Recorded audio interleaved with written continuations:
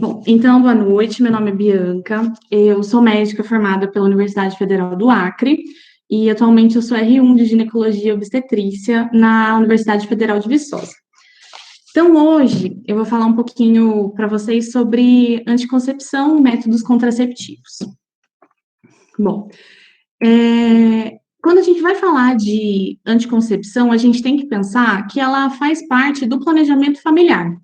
Então, passar um anticoncepcional, explicar para uma mulher sobre o uso do anticoncepcional, ele também vai ser um papel não só do ginecologista e do obstetra, mas também do médico de família.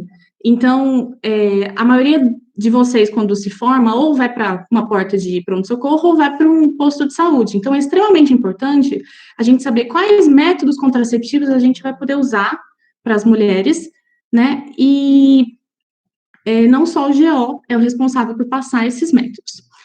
Em 2016, o Brasil, ele não tem muitos dados, né? Então, o mais novo que eu achei foi esse de 2016, no qual 81,6% das mulheres usavam algum método contraceptivo, isso entre 15 e 44 anos de idade.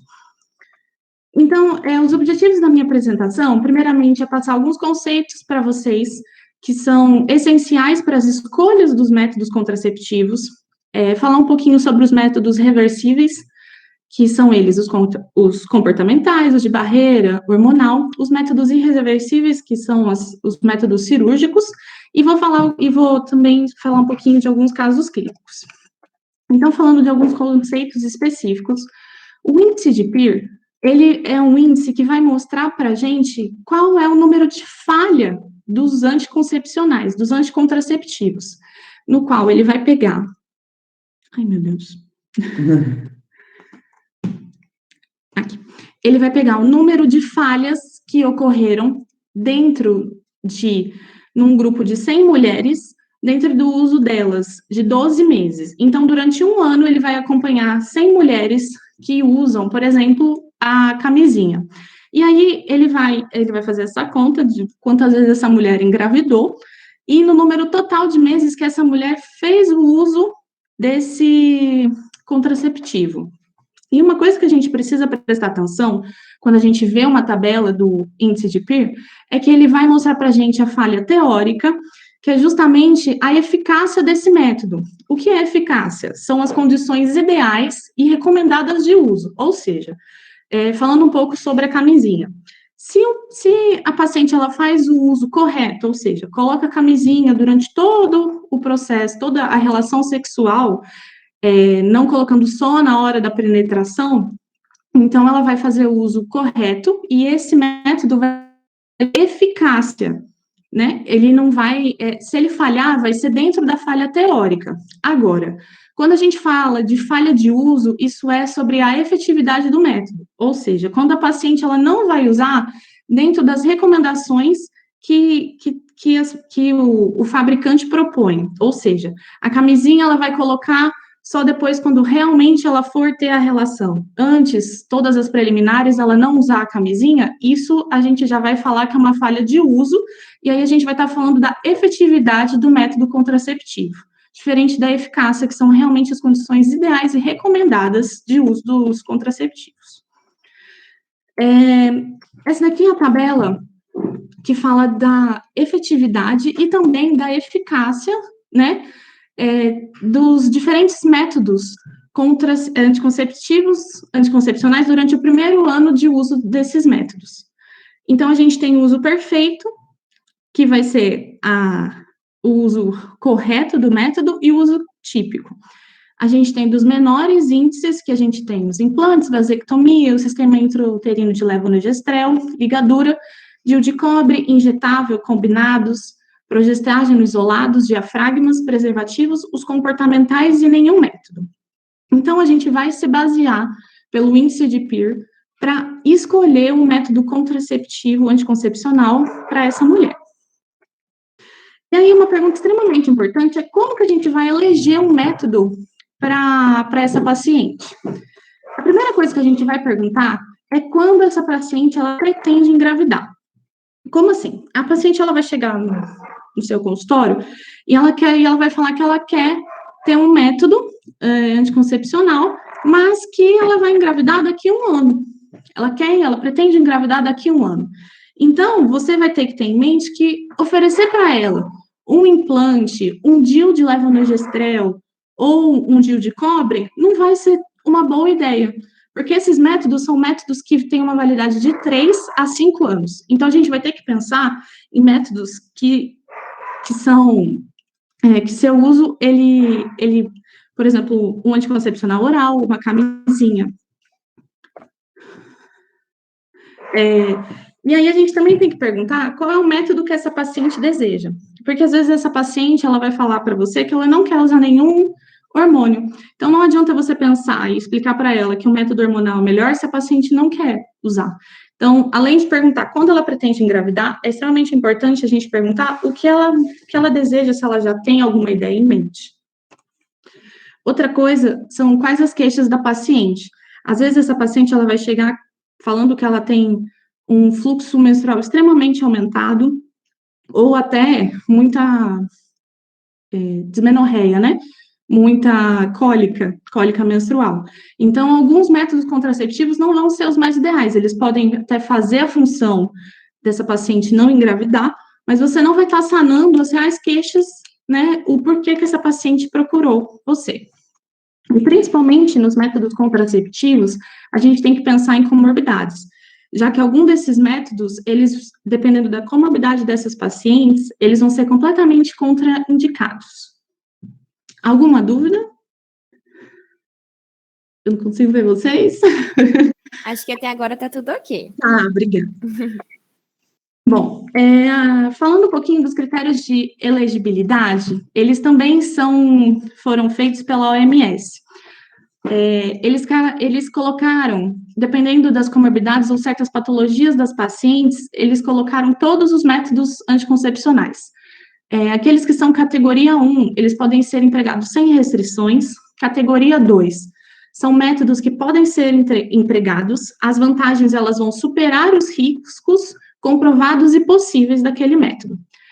Categoria 3, o método não deve ser empregado, os riscos vão superar os benefícios do método. Agora, se por um acaso for o único método disponível, ou a paciente quer muito usar esse método, ele vai ser a última escolha, e se mesmo assim ele for utilizado, vai ter que ter um monitoramento rigoroso, e a paciente tem que estar totalmente ciente dos riscos que o uso desse anticonceptivo causa nela. E categoria 4 é quando esse método não deve ser empregado de forma nenhuma. O risco é completamente inaceitável. Agora, falando especificadamente de cada um dos métodos, a gente vai começar com os métodos reversíveis. Primeiramente, são os métodos comportamentais. São utilizados? São, mas a maioria deles deveriam ser só utilizados quando a paciente realmente quer engravidar, já que o índice de falha deles é maior do que 25 mulheres ao ano que, quando usam algum desses métodos, engravida.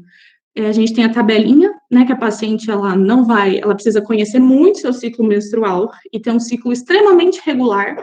A partir do momento que essa paciente, ela tem uma falha aí de mais de 4 a 5 dias, ele não vai ser mais aconselhado, e então essa paciente, ela vai ficar sem ter relação sexual, justamente nos dias de período fértil dela. A maioria das mulheres, quando faz esse método, ela acaba também juntando com os sintomas e sinais de fertilidade. Algumas mulheres conseguem perceber nitidamente aumento da temperatura corporal, elas vão ter um aumento também em fluido vaginal, ele vai ficar um pouquinho mais pegajoso, vai ter também um aumento da temperatura, então essa paciente, ela consegue, às vezes, até combinar esses métodos. E, além disso, ainda tem a abstinência periódica, que, juntamente com a tabelinha, essa paciente, ela não vai fazer sexo no dia da ovulação. Falando um pouco mais de métodos efetivos, a gente vai ter os métodos de barreira, que são os métodos mais tão utilizados, que a gente tem o preservativo masculino, que é um método extremamente acessível, ele vai prevenir ST, mas lembrando que ele não previne 100% do HPV.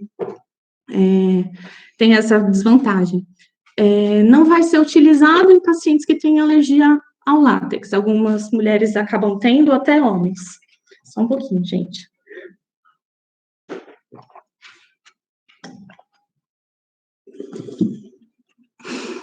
Falando agora de preservativo feminino, ele tem algumas vantagens em relação ao preservativo masculino, já que ele pode ser inserido antes de iniciar a relação sexual, uma vez que o preservativo masculino ele só deve ser colocado quando tiver uma ereção completa do pênis. Já o preservativo feminino ele pode ser inserido na vagina a qualquer momento antes da relação, até minutos antes, horas antes, a mulher já pode inserir. Ele não precisa ser retirado logo após a ejaculação, ele também pode ser deixado dentro da vagina, porém, ele é um método que tem uma baixa adesão, uma vez que durante a relação sexual, ele pode ter sons por conta do vácuo, e também algumas posições sexuais, elas não conseguem, não tem como usar a camisinha se o casal for fazer algumas posições sexuais. O espermicida e o diafragma, eu coloquei junto porque esses métodos normalmente são usados juntos. Pode usar o espermicida separado? Pode. Pode usar o diafragma separado? Pode também, mas eles são normalmente combinados. O espermicida, ele vai ser um gel, vai ser um tabletezinho parecendo um chiclete, no qual a mulher ela vai introduzir dentro da vagina, que tem como falando as palavras, como intuito matar os espermatozoides. E aí, uma coisa interessante é que o espermicida ele não deve ser usado concomitante com a camisinha, porque o índice de transmissão de HIV, quando a gente junta esses dois métodos, aumenta muito. Então, é completamente proscrito pela OMS. E o diafragma, ele vai ser esse capuzinho roxo que tem aqui na imagem, que vai recobrir o colo uterino, no intuito de tampar a passagem, justamente, dos espermatozoides para dentro do útero. Ele vai ter tamanhos diferentes, que vão ter que ser instruídos pelo ginecologista, qual é o tamanho que essa paciente deve usar, e também não deve ser usado por pacientes que têm alergia a látex, já que ele é feito desse material. Falando agora sobre anticoncepção hormonal. Creio que nenhuma dúvida até agora, né? Falamos de métodos mais fáceis e mais tranquilos de entender. Falando agora de anticoncepcionais combinados, no qual eles vão ter estrogênios e progestágenos, né? É um método anovulatório, justamente porque a progesterona ela vai inibir o LH, ela vai inibir o pico de LH do ciclo que essa mulher vai ter, e o estrogênio ele vai inibir o FSH. Além disso, a progesterona ela também vai fazer um aumento do muco vaginal, no qual essa paciente o espermatozoide vai ter mais dificuldade de chegar até o útero. O estrogênio, ele vai fazer uma atrofia endometrial, o que também vai dificultar se por um acaso tiver uma ovulação, assim, de extrema, quase chance nula de acontecer, mas ele vai atrofiar o endométrio. Então, se tiver uma ovulação e uma anidação também vai ser completamente, pela atrofia do endométrio não vai ocorrer.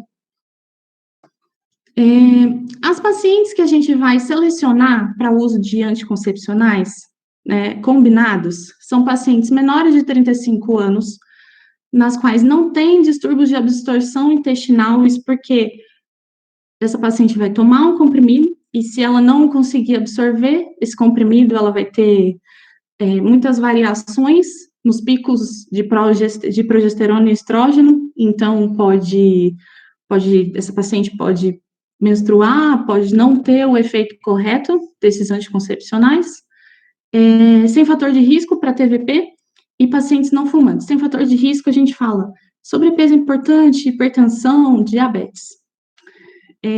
Isso a gente faz porque os efeitos deletérios do estrogênio, que são os principais a causar TVP, eles vão ocorrer quando você adiciona o estrogênio a algum desses fatores. Maior de 35 anos, fumantes, hipertensas, diabéticas. Aqui a gente vai ter o primeiro quadro da OMS, onde a gente vai colocar as categorias, a categorização, igual eu tinha explicado antes. Então, a gente vê aqui que trombofilia conhecida, que essa paciente já sabe, o uso de anticoncepcionais combinados são completamente proscritos. As medicações que realmente vão interferir no anticoncepcional combinado vai ser a rifampicina, anticonvulsivantes como a fenetoína, carbamazepina, oxacarbamazepina também, topiramato, barbitúricos. Então, assim, aquela história, porque tomei amoxicilina com clavulanato e engravidei. Mentira. Mentira, não acontece. Isso é porque a paciente não tem um uso correto da medicação, tá? As únicas medicações comprovadamente que vão diminuir a efetividade dos anticoncepcionais combinados são essas daqui. Amamentação com menos de 6 meses após o parto é categoria 4, a gente não é proscrito o uso de anticoncepcionais combinados. O tabagismo. Em pacientes menores de 35 anos, a gente até pode relevar dependendo da carga tabágica dessa paciente. Mas se tiver outros métodos, vamos dar preferência a eles. Maiores de 35 anos já passam para uma categoria que tem uma maior carga tabágica, já passa para uma categoria 3 e até 4.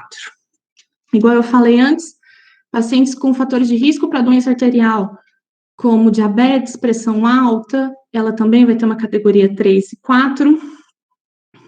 Hipertensão, a gente vai ver principalmente onde essas pacientes vão ter um maior nível pressórico, né? Acima de 140/90, a gente não vai usar esses métodos.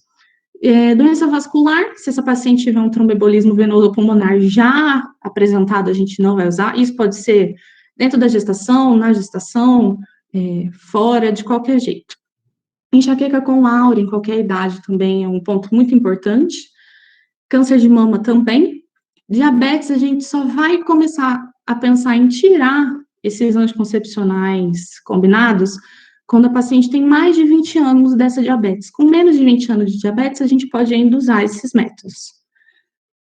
E é isso. Os outros são importantes também, mas não é uma coisa tão recorrente. Falando um pouco de todos os anticoncepcionais que existem, a gente vai ter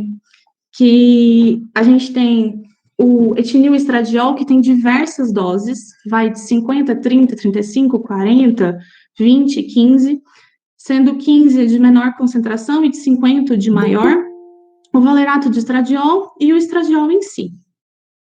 E progestágenos também, a gente tem diversos progestágenos. E aí, como é que a gente vai fazer a escolha deles?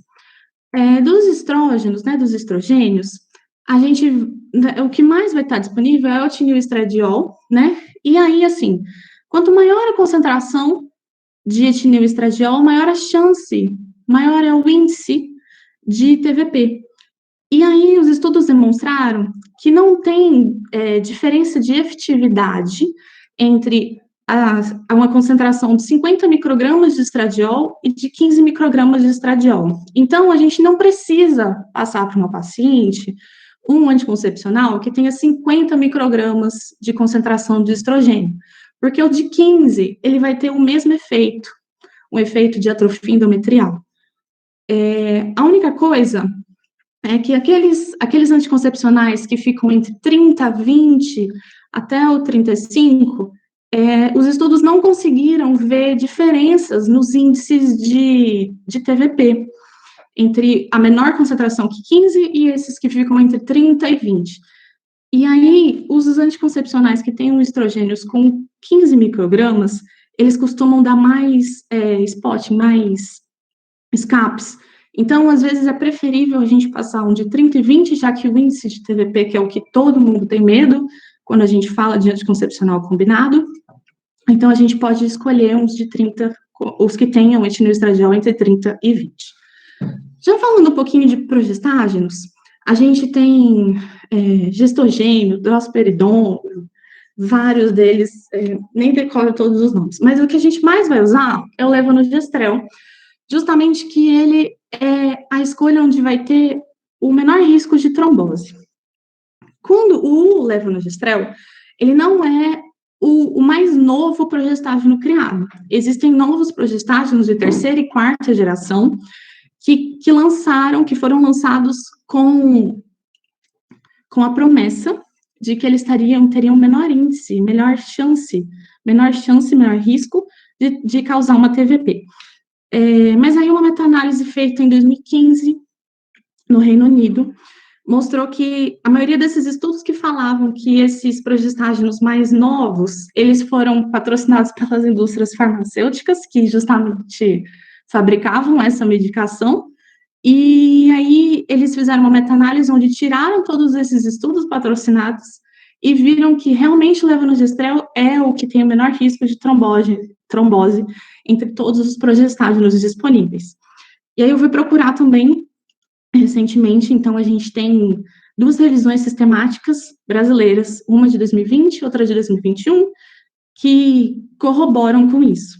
Então, se a gente tiver que escolher entre os progestágenos, vamos sempre pensar no levonorgestrel. Além disso, além de TVP, eles também estão relacionados com infarto agudo do miocárdio e AVE, e aí, os menores índices foram justamente aqueles que usavam etilenoestradiol de 20, de 30 e 15, justamente com levonorgestrel.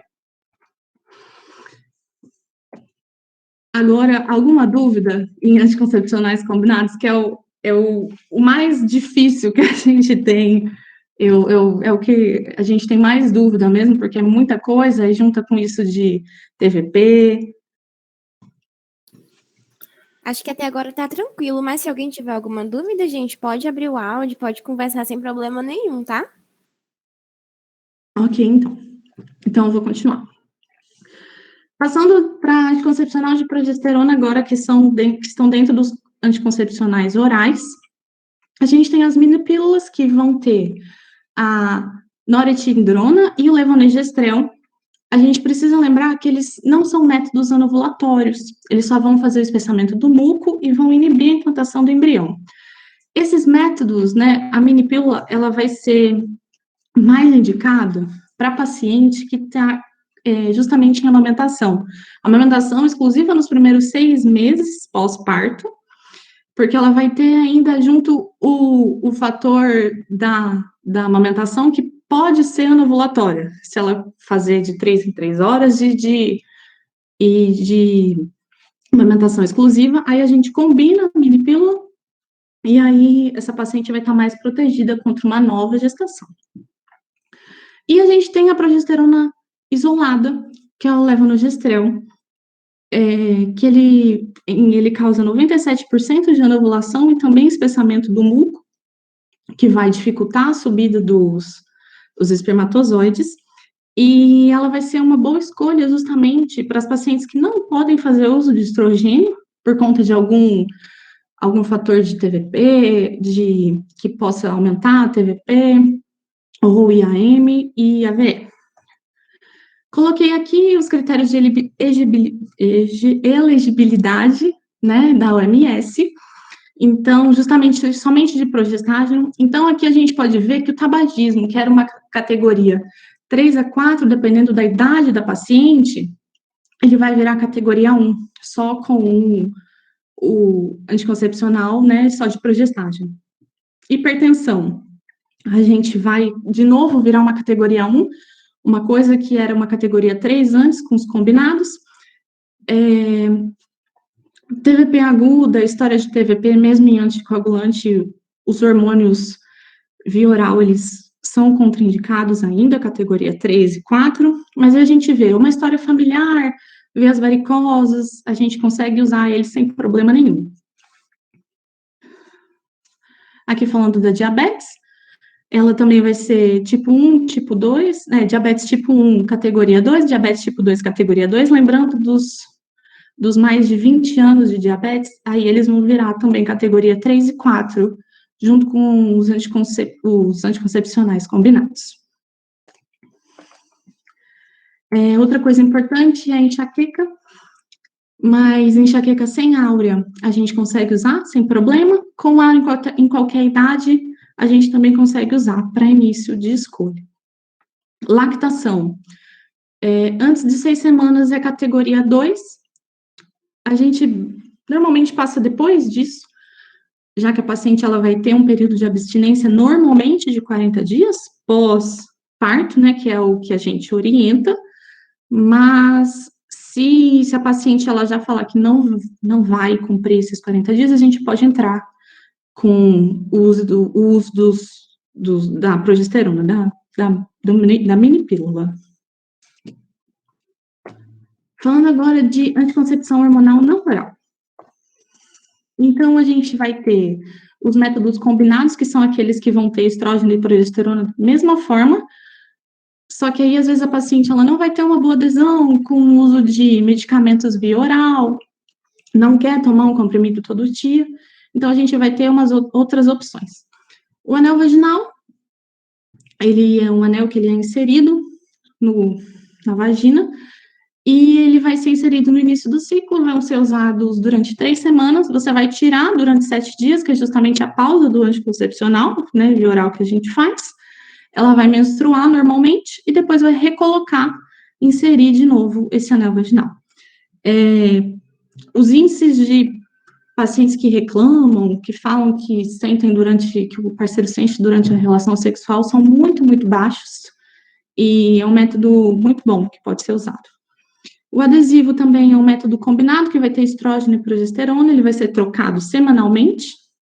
Ele é bom porque ele não vai depender da paciente tomar, uma vez que os anticoncepcionais, se eles não forem tomados no mesmo horário, e sempre nos mesmos dias e regularmente, essa paciente vai ter flutuações e pode ter falha no método. Só que pacientes mais de 90 quilos não vai ser recomendado, justamente pela concentração que a gente vai ter nesses adesivos. Falando agora dos injetáveis, injeção, uma coisa que a gente tem que deixar claro, que injeção mensal, ela é combinada, ela vai ter estrógeno e progesterona, aí diversos tipos de estrógeno e progesterona. A gente vai escolher justamente para paciente que tem uma dificuldade de adesão, que não lembra quando vai tomar, que tem algum problema de absorção intestinal, e o combinado, ele vai fazer uma supressão da ovulação. Já a progesterona trimestral, a injeção trimestral, ela é de somente progesterona. Ela é a medroxiprogesterona, da mesma forma, pode ser usada para paciente que tem uma dificuldade de adesão ou absorção intestinal, só que ela pode gerar acne, náuseas, ganho de peso. Vamos lá. Ganho de peso no uso de anticoncepcionais, principalmente nessas injeções trimestrais, é uma coisa assim, 2 quilos. Às vezes, um inchaço que essa paciente vai ter. Agora, um ganho de peso de 10 quilos, 15 quilos, não vai ser por conta do anticoncepcional. E outra coisa importante é que o uso de injetável trimestral da medroxiprogesterona, a gente não vai usar tanto em adolescentes, uma vez que seu uso prolongado pode causar uma perda da densidade mineral óssea. Então, no adolescente não é uma coisa que a gente quer que aconteça, já que ela ainda está no processo de crescimento ainda. Só lembrando que as categorias, tanto do combinado mensal, as categorias de elegibilidade do combinado mensal é a mesma do anticoncepcional oral, e da progesterona vai ser a mesma da progesterona, tá bom? Falando agora dos contraceptivos reversíveis de longa duração, que são os LARCs, a gente vai ter os dispositivos intrauterinos, que ele pode ser o DIU de cobre, que é um T de cobre que vai ser inserido dentro do útero, pode ser inserido em qualquer parte, em qualquer fase do ciclo menstrual da paciente. Obviamente, a gente pede para essa paciente ir justamente na fase onde ela está menstruada, porque o colo do útero ele vai estar um pouquinho mais aberto, essa paciente vai sentir menor incômodo na inserção do DIU, principalmente se ela for no lípara, né? Porque às vezes a gente vai ter que até fazer uma dilatação no colo, para conseguir inserir esse DIU caso ela seja nulípara. Uma coisa importante para lembrar é que o DIU de cobre é um método não ovulatório, não anovulatório, perdão. Ou seja, essa paciente ela vai continuar ovulando, ela vai continuar tendo ciclos regulares de menstruação. Uma coisa que o DIU de cobre vai fazer vai ser uma resposta inflamatória dentro dentro do útero, do endométrio, onde ele vai se tornar citotóxico ao espermatozoide e ainda dificultar a implantação do embrião, caso ocorra, né,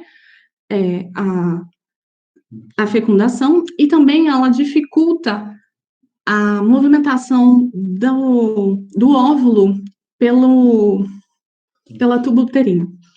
Uma coisa do DIU de cobre que a gente chama de efeito adverso é que se essa paciente ela pode ter um sangramento aumentado durante a menstruação, pode ter um aumento nas cólicas, uma dismenorreia bem exacerbada. Então, em certas pacientes que já têm um fluxo muito grande, já tem cólica, a gente costuma não indicar, porque dentre os primeiros 3 a 6 meses, tende a aumentar muito. Um ciclo menstrual normal de 5 dias de uma paciente pode chegar até 10 dias. Então, uma paciente que já tem esse ciclo aumentado, ela vai reclamar, vai sangrar muito. Então, a gente busca um outro método para ela. Falando agora do Mirena, o sistema intrauterino de levonorgestrel, ele vai ter o hormônio, né, que é a progesterona. Ele é um método muito bom, porém, 85% dessas mulheres, elas ainda vão ovular, porque por mais que o levonorgestrel que que vai ser jogado no útero pelo Mirena, ele não vai ser muito absorvido pelo corpo, né? Então, ele não vai conseguir bloquear LH, FSH, então essa paciente, ela pode continuar ovulando. Então, ele vai ter uma ação tanto no muco cervical, quanto em efeitos endometriais, e também o DIU de levonorgestrel, ele está sendo muito utilizado para sangramento uterino aumentado, uma vez que essas pacientes, elas podem ter uma diminuição, elas podem ter amenorreia, mas não é a maioria das pacientes. Uma coisa que tem que ficar clara para a paciente quando a gente oferece para ela o DIU de levonorgestrel é que ela às vezes não vai entrar em amenorreia completa, ela pode ter escapes, a progesterona, ela não faz atrofia do endométrio, então ela pode ter esses escapes recorrentes, mas ela vai diminuir consideravelmente o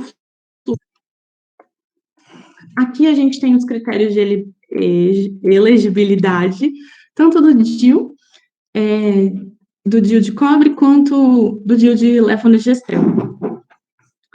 As importantes que a gente tem que lembrar que não pode ser usado, né? É principalmente uma sepse puerperal, um pós-aborto que é infectado, a gente não vai colocar. Pacientes com câncer, principalmente endometrial, cervical, também não é indicado. Pacientes com DSTs, se são sintomáticas, para iniciar o método, a gente primeiro vai tratar, né? Se ela tiver uma vaginite, qualquer outra coisa, a gente trata e depois coloca o DIU. DIP do mesmo jeito. E sangramento vaginal inexplicado, ou seja, a gente não sabe se é de um fluxo uterino aumentado, mesmo que essa paciente tem, ou se é de um câncer, alguma outra coisa. Então, para iniciar também a gente não vai. Assim que a gente descartar todas as causas malignas, né, vamos falar assim, de sangramento vaginal inexplicado, e descobrir que é um fluxo mesmo aumentado menstrual, aí a gente pode usar o DIU de progesterona, né, de levonorgestrel, para conseguir diminuir esse fluxo menstrual da paciente. E anormalidades anatômicas que vão distorcer a cavidade uterina, um útero de Delphi, um útero bicorno, alguma coisa assim, porque o DIU ele não vai conseguir se inserir bem na cavidade uterina, e aí ele não vai ser um método completamente eficaz. Uma coisa importante que a gente tem que lembrar que, assim, para a gente colocar um DIU, essa paciente não precisa, obviamente, se ela não tiver nenhuma queixa, se a gente tem plena certeza que ela não tem nenhuma normalidade anatômica, a gente não precisa fazer uma colpostologia, não precisa fazer vários exames antes de colocar um DIU. Porque, às vezes, essa vai ser a única oportunidade que a gente vai ter de ver essa paciente. Então, colocar um método, que principalmente o DIU de cobre, que é o DIU que é disponível no SUS, que vai durar 10 anos, é muito bom, né? Para ver se a gente consegue controlar um pouco a natalidade, principalmente de pacientes que não desejam engravidar. A gente tem também, falando um pouco dos dispositivos de longa duração, o implante, que também é um dispositivo com progesterona, que vai ser implantado nessa região aqui do braço. O implante ele já vai inibir a ovulação, porque ele vai ter ação direta, né, no LH e no FSH, e também vai diminuir a espessura endometrial. Mais uma vez, como ele é um método exclusivo de progesterona, essa paciente pode ter algum sangramento irregular, pode ter alguns escapes, ela pode continuar menstruando, isso ela também tem que estar ciente. Anticoncepção de emergência, que também é importante a gente falar, que ela vai ser utilizada para evitar a gestação após uma relação sexual desprotegida ou quando a paciente faz o uso de algum método já contraceptivo, às vezes um anticoncepcional combinado, alguma coisa assim, e ela não fez o uso dele correto. Então, a gente pode usar, e eu levo no Gestrel 1,5 miligramas, ele pode vir em um comprimido ou 2 comprimidos, e ele vai diminuir em 85% a chance de gestações. Pode ser tomado todas as vezes que ocorre um escape, vamos falar assim? Pode, mas vai bagunçar completamente o ciclo menstrual dessa paciente, uma vez que esse pico de levonorgestrel vai evitar que o LH tenha o pico de LH, que é o pico de LH que vai ter ovulação. Então, o ideal é que essa paciente não recorra a essa anticoncepção de emergência muitas vezes, e a partir do momento que ela recorrer muitas vezes a esse método, a gente precisa intervir e mostrar para elas os outros métodos contraceptivos disponíveis. Falando agora de métodos irreversíveis, que são métodos cirúrgicos, a gente tem a vasectomia e a ligadura. A princípio, são métodos que, né, o nome já fala, são irreversíveis, então tem uma legislação sobre o planejamento familiar que deve ser seguida quando a gente vai fazer algum desses métodos. O paciente tem que ter mais de 25 anos ou 2 filhos, isso é muito importante. Não é e. Então, se essa mulher tiver mais de 25 anos e não querer engravidar e realmente querer fazer uma ligadura, ela pode, já que é um ou outro. E num risco de vida. Não tanto a ligadura tubária, mas às vezes uma esterectomia de urgência, alguma coisa assim, a gente não vai considerar muito se essa paciente é maior de 25 anos ou tem 2 filhos vivos. Eu vou passar agora para os casos clínicos, aí eu queria saber se vocês têm alguma dúvida ou se a gente pode já ir direto. Doutora, eu tenho uma dúvida em relação aos adesivos, porque pelo menos eu não ouço tanto falar, e eu queria saber da efetividade, se eles são acessíveis, porque eu pelo menos nunca tive contato. Efetividade deles é a mesma vamos voltar lá na tabela? Deixa eu voltar aqui. Aqui mesmo. Aí eu faço o quê? Assim? Peraí. Mas a efetividade deles vai ser a mesma de um anticoncepcional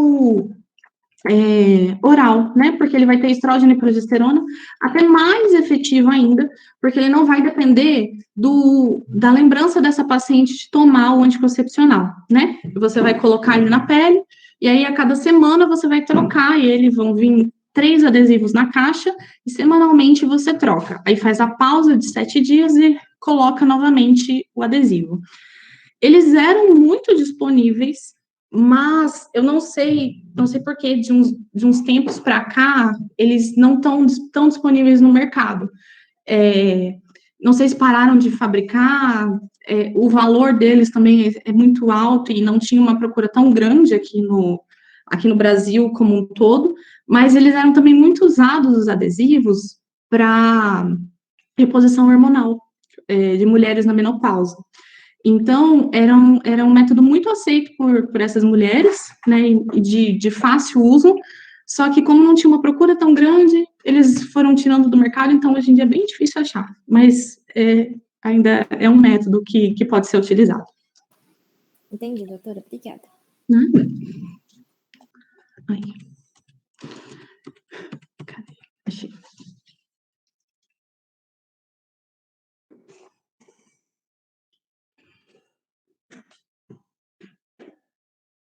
Aí agora eu queria que alguém lesse o caso para mim, por favor, para alguém falar comigo. Alguém em si. Vamos, gente, algum ligante para participar? Só ler, não precisa responder, Só não. ler. Alguém? Poxa, gente. Pode ler. Vamos lá. Uhum.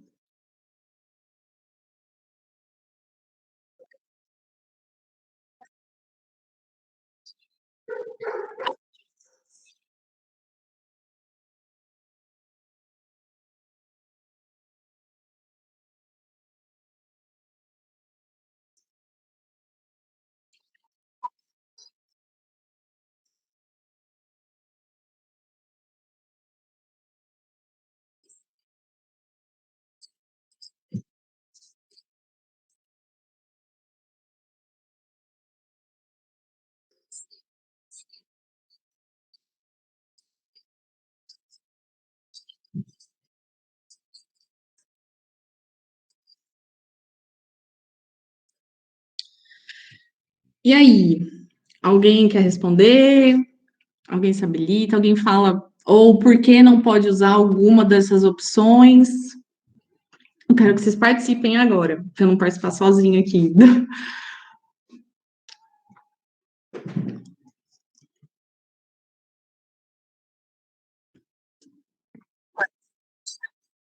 Pode ser.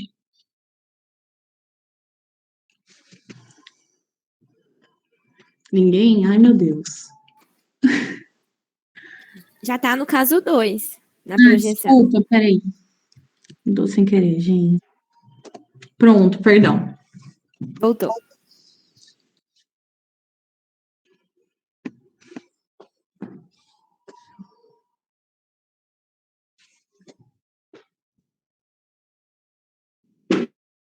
Alguém se habilita a falar alguma resposta? Escrever no chat? Pode escrever.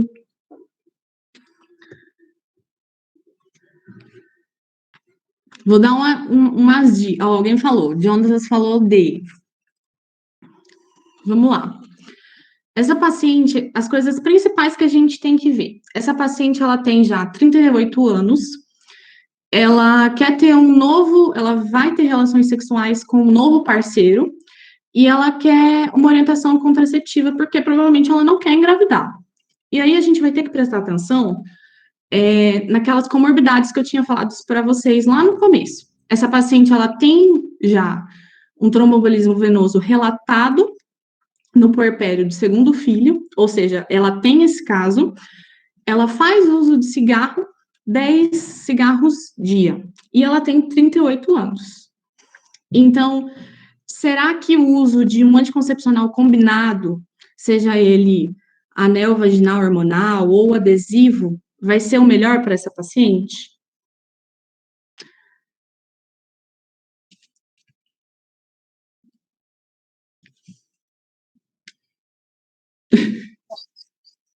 Uhum.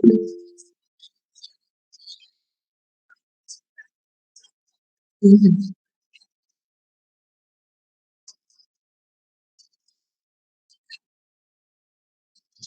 Ótimo, ótimo.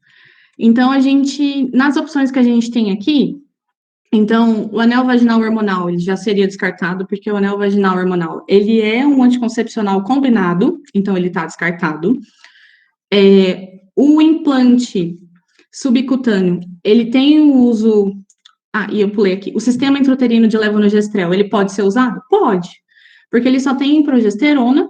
E lembra que eu falei que essa paciente, quando ela teve um tromboembolismo passado, a progesterona ela pode ser usada, não sem nenhum risco muito adicional.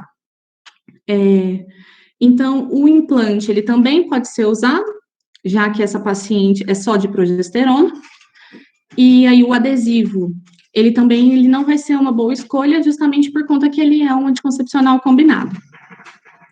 Então, a gente exclui o anel vaginal, exclui o adesivo, e fica só com as duas opções que tem só progesterona, que é o sistema intrauterino de levonorgestrel e o implante subcutâneo, que também é só progesterona. Vamos para a próxima. Alguém para ler para mim, por favor.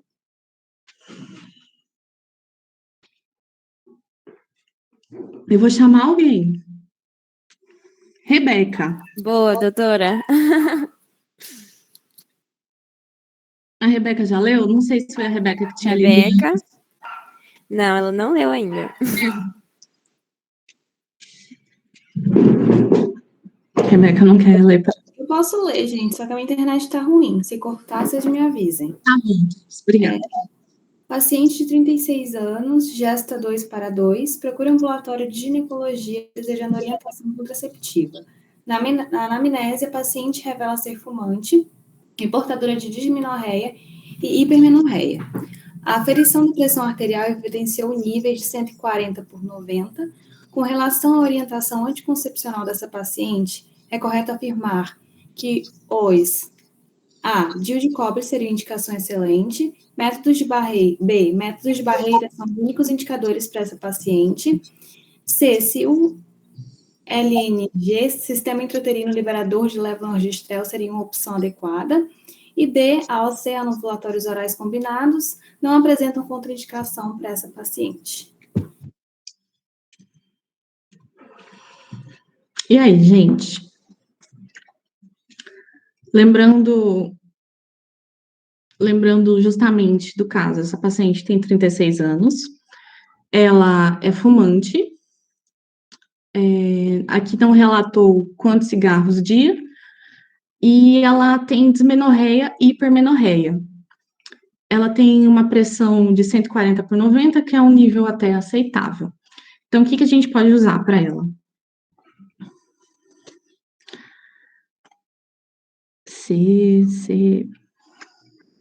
E por que a gente não usaria o A? Já que está todo mundo ciente que a gente não usaria para essa paciente um anticoncepcional oral combinado, né? Justamente por conta da idade dessa paciente, ela é fumante, então não vai ser o mais adequado para ela. E por que a gente não pode usar um DIU de cobre?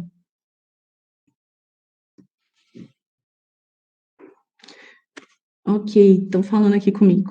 Ótimo. Pelo aumento do fluxo e da dismenorreia, exatamente. O DIU de cobre, ele vai aumentar isso, e se a paciente ela já chega para a gente relatando que ela tem essa queixa, a gente não vai poder passar um método para ela que pode aumentar isso, porque ela não vai sair satisfeita depois de começar a usar esse método. O método de barreira, ele pode ser usado? Pode, mas ele não vai ser o único indicado, e a sua efetividade, ela também tem algumas falhas. Então, o DIU, né, o sistema intrauterino liberador de levonorgestrel Mirena, é uma opção extremamente adequada. Ok, então, o pessoal está ligeiro, já acertando aqui. Vamos para a próxima. Alguém para ler? Algum menino para ler? Que só as mulheres participaram agora, até agora.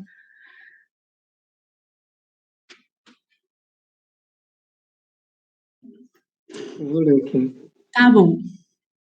Primípara, 24 anos de idade, apresentou parto vaginal a termo há 40 dias. O recém-nascido está em uma amamentação exclusiva. Retorna para a orientação e deseja contracepção. Entre as opções abaixo, Qual é a primeira escolha para esta paciente?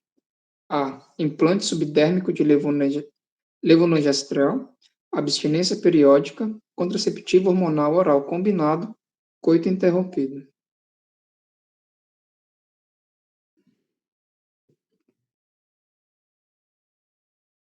Hum. Letra A. Deixa eu ver aqui. Eu só peguei questão de DIU, agora que eu vi. Só questão que a resposta era alguma coisa de progesterona ou DIU. Então, é isso mesmo. É um implante subdérmico de levonorgestrel, mas, assim, essa paciente, o que a gente poderia também passar para ela, se tivesse, né, nessa questão, é a mini pílula, já que ela é uma puérpera, né, de 40 dias, ela acabou de ganhar esse neném, e ela está em amamentação exclusiva, a questão avisa isso para a gente. Então, se por um acaso tivesse ali uma mini pílula, a gente poderia escolher. Até mesmo o Ministério da Saúde fala que paciente em amamentação exclusiva até 6 meses é uma paciente que está em amenorreia e que necessariamente ela não precisaria usar nenhum método.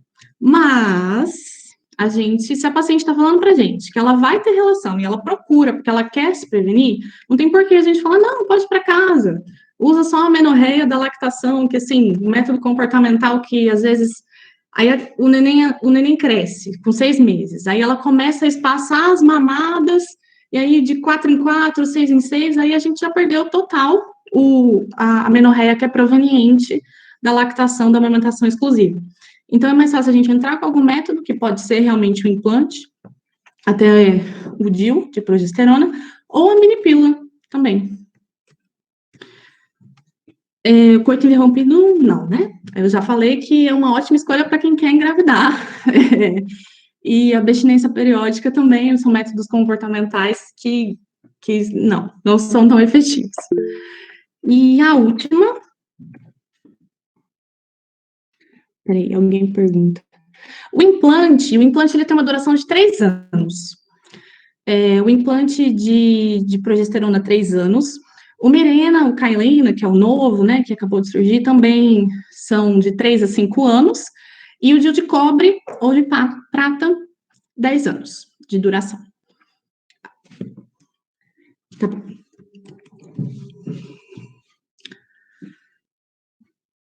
A última, gente, aí eu prometo que não chamo mais ninguém para ler.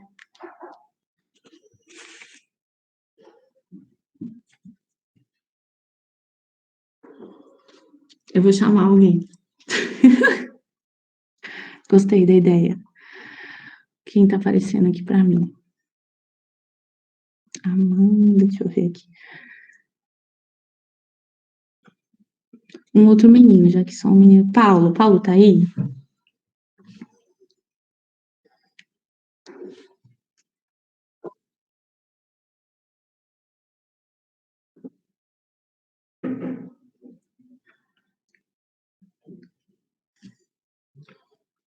Surgiu uma pergunta, doutora. 6 semanas pós-parto que a gente vai iniciar o anticoncepcional combinado. Pode iniciar antes? Pode. A gente até tem, mas é categoria 2, então a gente prefere esperar. Até 4 semanas a gente pode iniciar, mas o ideal, 6. Até para iniciar também a injetável também, medroxprogesterona, e a gente espera aí até 6 meses. O Paulo ia ler, não ia? Que ele liberou aqui o microfone, mas aí surgiu a pergunta, então vamos lá.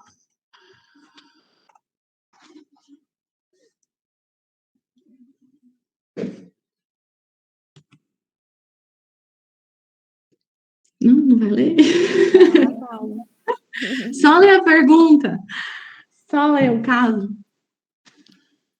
Ou outra pessoa que queira ler também, não precisa ser ele específico. Vou ler então, tá? Tá bom, obrigada. Paciente, 40 anos de idade, 3G, 3P normais, tabagista, hipertensa e divorciada. Escolheu a esterilização cirúrgica como método contraceptivo. Essa paciente está apta? Qual alternativa informa corretamente sobre a lei de esterilização cirúrgica no Brasil? Lê as alternativas? Pode ler, por favor.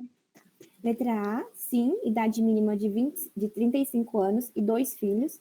Letra B, não, idade mínima de 25 anos e estado civil casada.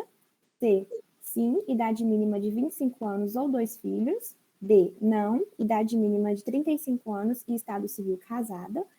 E E, sim, idade mínima de 35 anos e 3 filhos. O pessoal já tá mandando aqui no chat, né? É, é muito manjado já, porque eles já caíram muito em cima disso, principalmente nessa brincadeira do e ou. Mas é 25 anos ou 2 filhos. Então, essa paciente poderia sim passar por uma esterilização cirúrgica sem problema nenhum, já que na lei do planejamento familiar, né, da esterilização cirúrgica, é 25 anos ou 2 filhos. É isso, gente. Eu queria agradecer pelo convite. Desculpa pelo atraso de novo. E qualquer dúvida, se alguém quiser, pode mandar também o WhatsApp, ou eu não botei meu e-mail ainda, mas pode falar pelo WhatsApp, Instagram, estou à disposição, tá?